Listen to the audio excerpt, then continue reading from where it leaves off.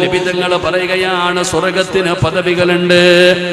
അല്ലാഹുവിന്റെ സ്വർഗ്ഗത്തില് പടച്ചവനെ ഓരോ പദവികളാണ്.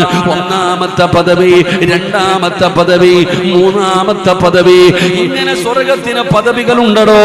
ഓരോ പദവികളുടെ ഇടയിലുള്ള ദൂരം എന്താണെന്നറിയുമോ? നബി തങ്ങൾ പറയുകയാണ് സ്വർഗ്ഗത്തിലെ ഒരു പദവികൾക്കിടയിൽ ഈ ആകാശ ഭൂമികൾക്കിടയിലുള്ള ദൂരമുണ്ടെന്നാണ്. ഇതുപോലെ പടച്ചവനെ സ്വർഗ്ഗത്തിലെ പദവികളുണ്ട്. 100 പദവികളാണുള്ളത്. 100 പദവികളാണുള്ളത്.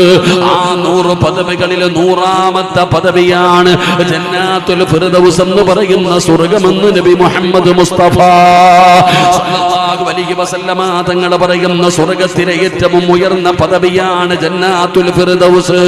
ആ ജന്നാത്തുൽ ഫിർദൗസ് വേണം അല്ലാഹുവിനോട് ചോദിക്കാൻ. ആ ജന്നാത്തുൽ ഫിർദൗസിന്റെ പ്രത്യേകത എന്താണ്? അവിടെ ആരാണ് കടന്നു പോകുന്നത്?